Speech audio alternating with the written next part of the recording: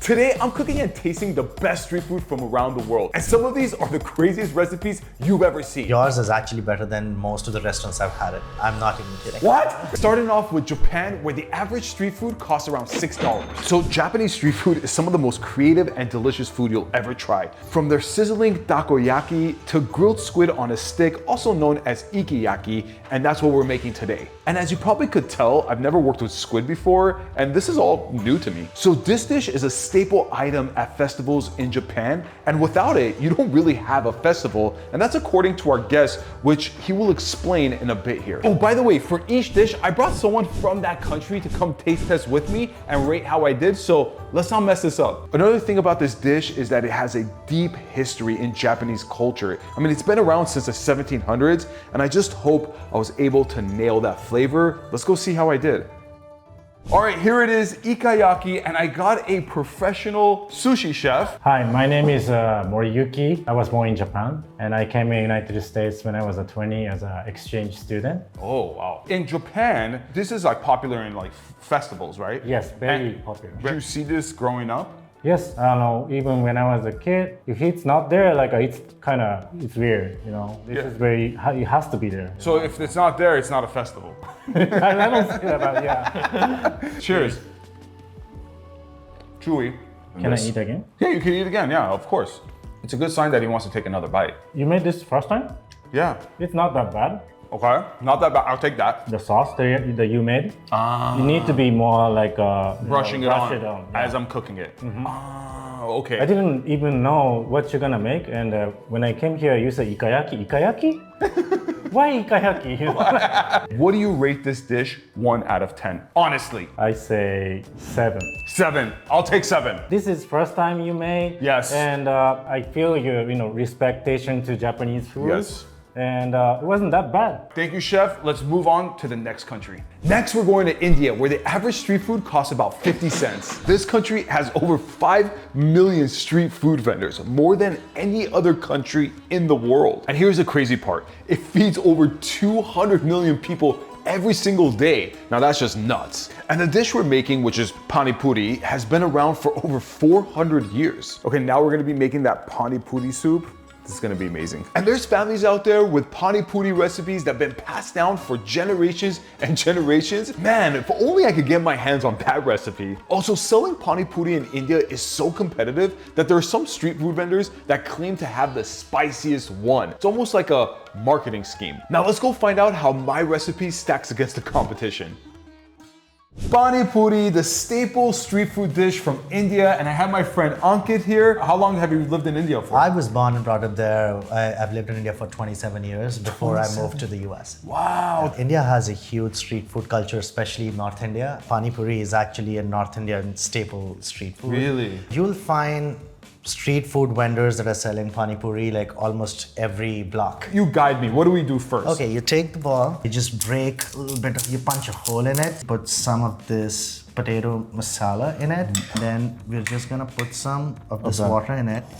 And one thing is very important, you have to have this whole thing is one bite. One bite. Cheers. All right, cheers. A bit spicy. It is spicy. I grew up in India, but my spice tolerance is like below average. Okay, I'm sorry if it hurts you. No, but this is really good. That was I think you've absolutely nailed it with the water for sure. Really? Yeah, it is very close to being very authentic, like how the kind of stuff that I've had. That means the world to me right now. I'm used to like more potatoes than the chickpeas that you have here. Okay. I've had Pani Puri at multiple restaurants in LA. Yours is actually better than most of the restaurants I've had it. I'm not even kidding. Yeah. See, because so here's the thing. What? I think you're approaching like 8 on 10. 8 out of 10. Oh. Yeah. It's. Oh, okay, I'll take that all day. This was the hardest dish to make. I was really nervous about this dish out of all of them. Ankit, thank you so much for coming and trying Pani Puri in my style. Let's move right along to our next country. Next on the list is China, where the average street food costs around $3. Street food in China dates back 2,000 years, and some claim that it's one of the birthplaces of street food vendors. And with that kind of history, there are thousands of different types of dishes you could get in China just off the streets. So it was really hard for us to actually pick a dish, but we picked baozi because not only is it one of the more popular ones, but it has so much culture and history behind this one item. Like for example, this steamed bun was originally invented to stop a war. Before you guys come at me in the comment section, I got a bao bun maker. I can't do it with the hands like they do. Like some of these guys are just professionals. You guys can make fun of me as much as you want, but I needed some assistance, sorry. Legend says that military strategists made them as a fake human head sacrifice to claim angry river spirits. Yeah, steamed buns was once stood in for human skulls. And today they're just one of China's most popular street food, and they're really difficult to make, so let's go see how I did. I've made it to China, and here I have Audris, who is Chinese, and here we have, how do I pronounce this properly? 包子 Baozi. 包子 Baozi. You're saying the same Well, way listen, every time. listen, I butchered it in the voiceover. I probably butchered it everywhere. This dish was actually another difficult dish to make. There's literally so many night markets and day markets, and there's like vendors everywhere. Baozis in particular are one of my favorites. They're like a great morning food. Cheers. Oh my gosh. Wait, you made this? Oh yeah. The flavor is so good. The bun is so fluffy, Oh my god. and you marinated the meat so well. Thank you. What do you rate my dish 1 out of 10? Ooh. I would rate it an 8 out of 10. Okay. It's I'll do actually it. really good. I'll do that. Yeah. I'll take 8 out of 10. I think the meat is a little salty. Yeah. That kind of is my only note. I think the meat's just a little too salty. So Yeah. I think if you can just get the marinade perfect, then it'd be like a 10 out of 10. How do you say bye in Chinese? 再见.再见.再见. 再见.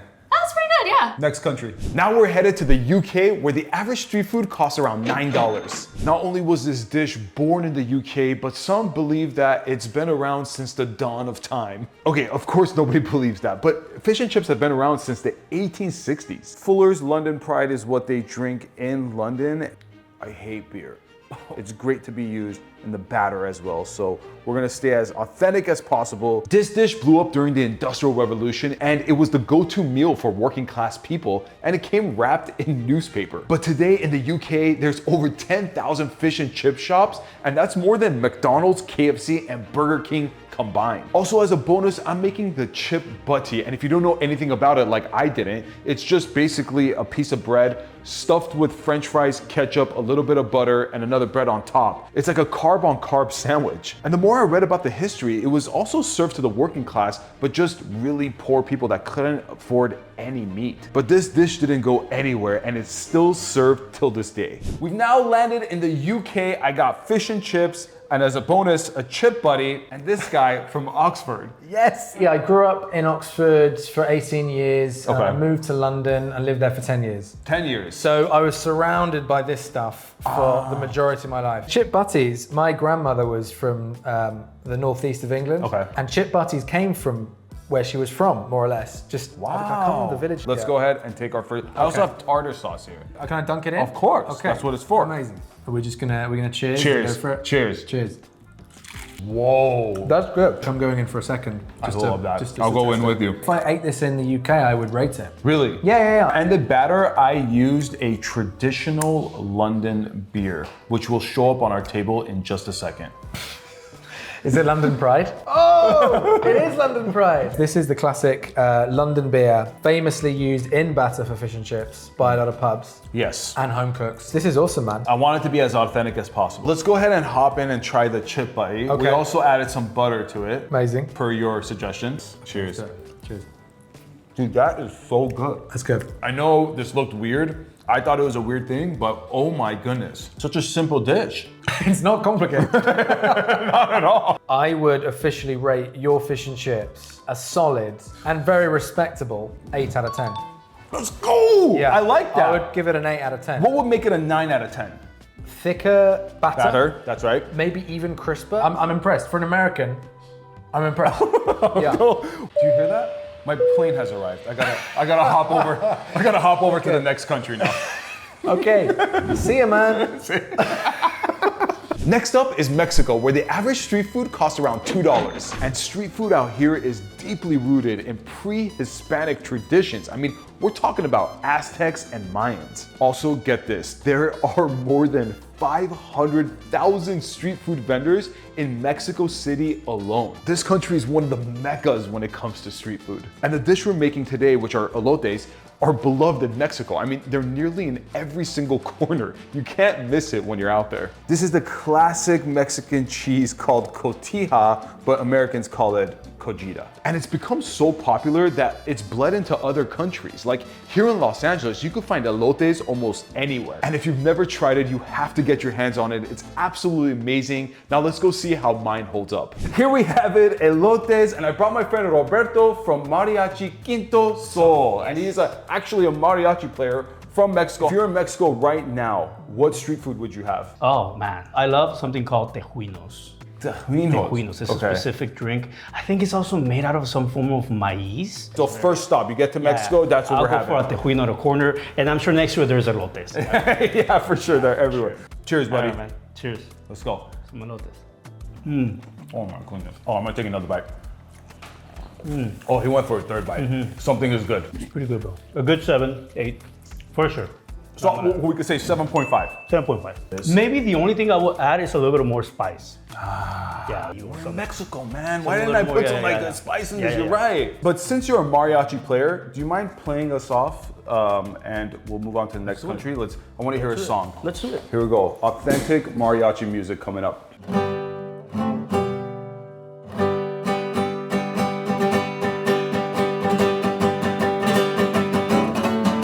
Por eso vivo penando.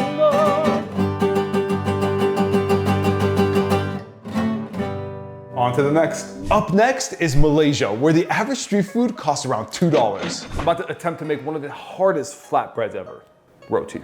Okay, out here, street food isn't just street food. Many of the vendor stalls are passed down through generations. And they also have recipes that are over 100 years old that are guarded like gold. And one of these ancient recipes is called Roti Canai. And this dish has an interesting history. It was brought in by Indian immigrants to Malaysia in the 1800s. And over time, this dish has adapted to local tastes and has gone through many evolutions, where now it's the staple cuisine of Malaysia. We've made it to Malaysia and we made their infamous street food called Roti Canai. And I'm here with Hannah from Malaysia. So I used to eat this all the time, and I'll get this with my family. Every time we go out on the street and get street food, we always get roti canai. I actually been to Malaysia myself and I remember eating this every morning there. So I really love, it's honestly the best. Let's take a little piece of roti here. That's yours right there. Perfect. Ooh, The crispiness is there. Yeah, it's right there. Cheers. Cheers. It's hot, be careful. That is good. That was really good. That is so good. Got the spices, yeah. Get the spices in there. I try to stay authentic, Yeah. you know, to the dish. It's a very hard dish to make. I'll rate it 7 out of 10. Okay, Yeah. hey, I'll take that. 7.5. 7.5. 7.5. I think different regions have different maybe canais, Okay. and I'm more used to like meats and maybe a little on the savory side. But overall, it's great. Let's head over to our next country. Next stop is to Canada, where the average street food costs around $7. And this place is a melting pot. You have so many different types of people that live in this country, and they have a wide range of dishes, but they agree on one dish being the quote-unquote official but unofficial dish of Canada. And that's of course poutine. And this dish is just a bed of fries with some cheese curds and gravy, but even though it sounds simple, it's hard to master. This dish was created in the 1950s, and it was kind of like a late night snack. And when it initially came out, Canadians didn't really embrace it. There were even some restaurants that banned serving it. But over time, it became more and more mainstream, and places like McDonald's and Burger King added it to their menu. And now it's become a dish where Canadians proudly stand by it. We have here poutine from Canada. French fries, cheese curds, gravies. It's so easy. Yeah. It only took 3 ingredients. Thank you. I brought the most Canadian social media influencer I know, Josh Elkin, everyone. He makes concoctions online that are out of this world, to say the least. Growing up, was it like you and your friends got together and you're like, yo, bro, we're getting some poutine tonight? Like, what's happening, bro? Okay, poutine is like every restaurant that's like Canadian in Canada has a poutine. One of them is called La Belle Province. Okay. The gravy's piping hot when you get it. So that closed, once you get it, it's melted. Melts it right there. Yeah. This is kind of layered, so the Yeah, cheese we layered underneath, it might be a little bit melty. You could see like the ones underneath are like a little softer. Yeah, way softer You know? actually, yeah. Cheers. A little salty, it's fine. The flavor, it's good. The gravy's usually a little darker. Way darker, Yeah, right? a little darker. But I'm digging this, man. This is good. It's actually not bad for me. It's not bad at all. It's putting me in my feels, if you will. That's my goal. I would definitely give this. I want honesty. I'm trying to be honest here. A 7.8. Okay, I'll take it. Yeah. 7.8. All right, Josh, thanks for coming on. I'm trying my poutine. Another country down. Let's move on to the next one.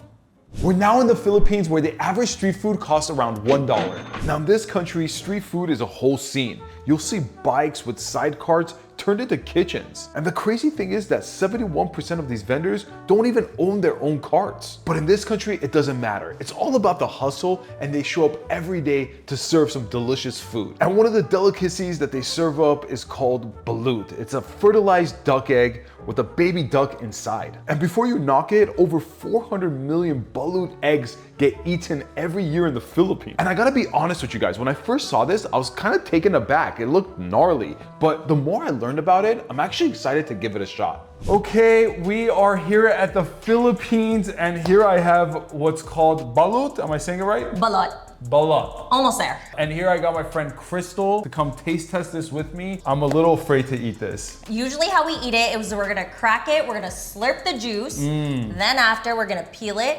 pour some vinegar, drizzle some salt, and eat it all. Wow. Visually, I think you'll get an idea of what it is the moment you see it. That's for sure. Oh my goodness, I'm so nervous. Oh my goodness. Oh my god, I'm so scared. This looks crazy. I mean, there's a little bit of juice. I can There see is. the juice coming out. I'm just dripping everywhere. Okay, now you gotta save it. You gotta slurp it. Ready? Ready, cheers. Cheers.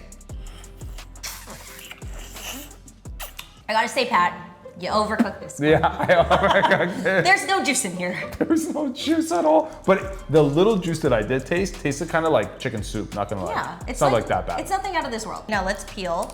More? Yep. Oh my. So there you go. So that's where people get a little thrown off. Oh my goodness. Okay. Does it make you more excited to eat it or less Yeah, excited? very excited. You're gonna love it. So pour vinegar. Okay. Just a little bit of vinegar. Okay. Now we're gonna drizzle our salt. Okay, this is starting to look good now. Philippine balut, here we go. Cheers. Cheers. A little too hard, Pat. Pat, it's so. Did I overboil it? Oh my god. It was a little too overcooked, but you know, we're still immersing ourselves in the Filipino culture, so we're gonna do it again. Okay? Cheers. Cheers.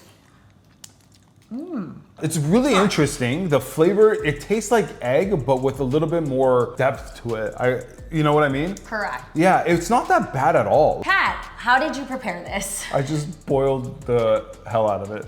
Okay, well, technically the first bite was rock hard, so I think we're gonna have to give you a 1. I'm sorry. Oh my god. I love you, Pat, but it was a little overcooked. I don't blame you at all. I messed up on this one. Let's just head over to the next country.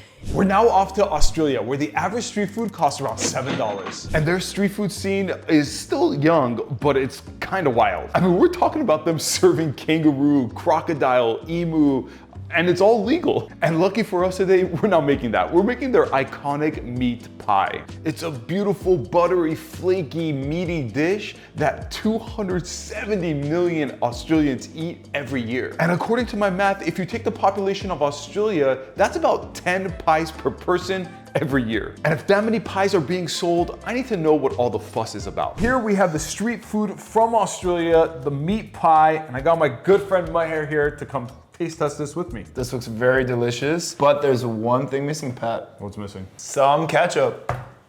Wait up, so you guys put ketchup on top? Dude, you have to, it's a must. Woo! There we go. You lived Yeah. in Australia for how long? So I lived there for 15 years. 15 years, and meat pie is like everywhere there? Yeah, so we have like sausage roll, we have meat pie, and it's like in every bakery pretty much. The smell of it, when you go past it, you have to, like, you must get one. Oh, that's a perfect crunch right there. This crust is so crusty. Cheers, buddy. Cheers, man. Damn, bro, this is so fluffy. You made the sauce of the meat really good. Really? There's some meat pies that I've tried that's very gelatinous and it tastes so, I don't know, like you can really do bad with meat pie. And this is so good, dude. I'm a huge meat pie lover, so I'm a big critic on this. And I feel like, I would say it's like a 9.3. It's so fucking good. No way. It's really good. I even cussed. I'm sorry, I shouldn't have cussed. Oh my God, 9.3? Yeah, 9.3 out of 10, bro.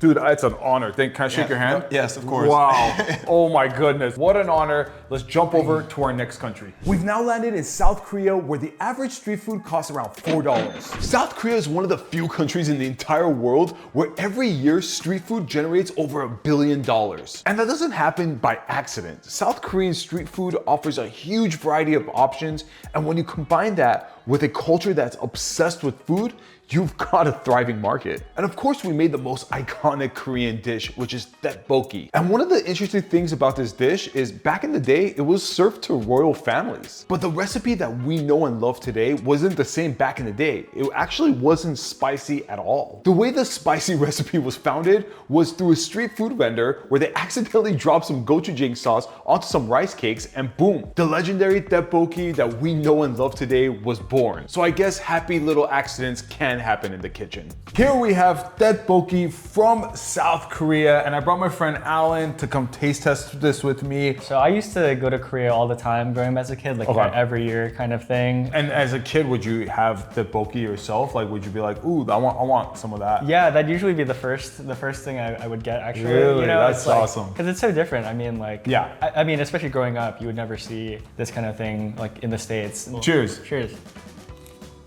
A lot of flavor. Good. It's really hard to get the chewiness right. Yeah. And then also the spice, like, it's actually pretty hot. Like, is it too spicy? No, it's like I think it's just right for me. It's still like pretty sweet too. What do you rate my dish 1 out of 10? Be as honest as possible. I'll give it a 6.5. 6.5? Okay, You know? not the best. Yeah, but well, not the worst. I think the balance maybe could have been like a little better for the sweetness. Now I'm gonna go cry in the corner while we move on to the next country.